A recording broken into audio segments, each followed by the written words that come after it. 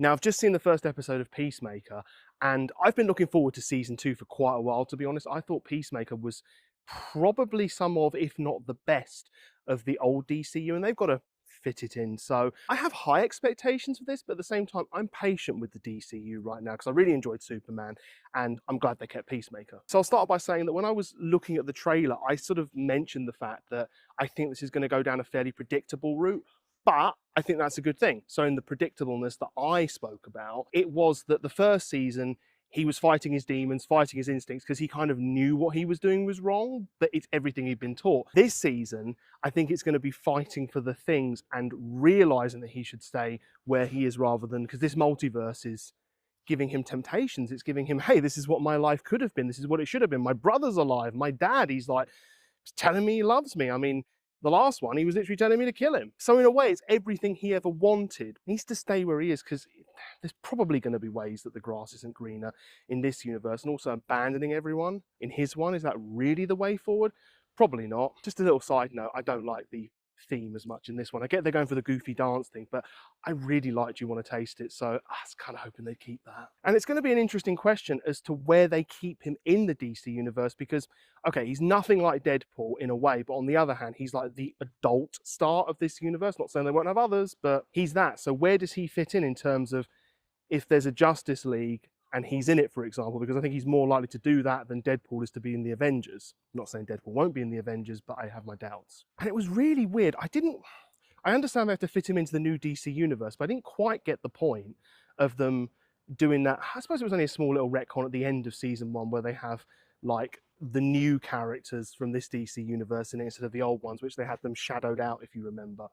Maybe it wasn't necessary, it wasn't a big deal though. But I think this episode had enough to give us like a taste of this is Peacemaker. We are keeping Peacemaker as it is. I mean, it's James Gunn who created Peacemaker, so the fact that he's doing the whole thing now, it was going to stay largely the same. But just the wackiness of the orgy, and so I did genuinely think that it was a dream sequence when he started taking the sugar that's definitely sugar and cut up into lines. But when he was looking in the door, it's only when John was there to protect him to take the picture that I was like, oh my God, this is actually really happening. Like, I didn't think it was totally clear. It doesn't matter though. It was a good sort of segue in. And his argument with Amelia as well was pretty on point. I always found Peacemaker to be way more sympathetic than Amelia, even though I'm not sure at first you should actually think that, but it always got the impression he was fighting his demons more than she was, like she was fighting the world. Whereas he felt like he was fighting the world inside, but he was in denial in season 1 that he was fighting his own demons and knew that what he was doing was wrong, which they do get across in his interview with the Justice Bros, Justice Pals, the Justice Gang. You know, still don't know if they've actually considered a name yet. But I did enjoy that little sequence when he was doing the interview. It was pretty predictable again, but that's sort of a theme of this series. And it's not going to be a bad thing, I don't think. So in the end, I don't know the final destination as to where they're going with this, but it's that predictable, as I said. He's fighting himself in season 1, and then he sort of starts to come to terms with it. In season 2, he's coming to terms with the world that's around him and not just going for the grass is greener, abandon it. He's basically going to have the whole, do I abandon everyone that's in my world and run away to go into this dream world of mine? The dream world might not even be as good as he thinks. And he's actually, again, there was the gory part where he killed himself, and can't really blame him for that. He kind of had no choice and it was an accident. However, he's going to feel some guilt with that and be like, I'm not the real person. And then what's going to happen when they discover he's not the real person? And look, whilst they haven't really shown much of Frank Grillo and any other antagonist bad guys, we pretty much do know that Frank Grillo, due to the death of his son, is going to be the main antagonist of this season.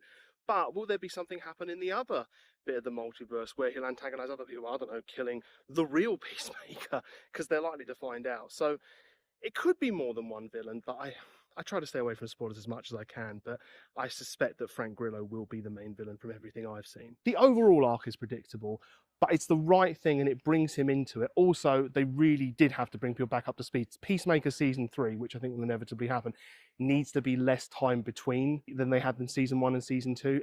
That's just happening across the board, though, too much. There's too much time. We need so many reminders.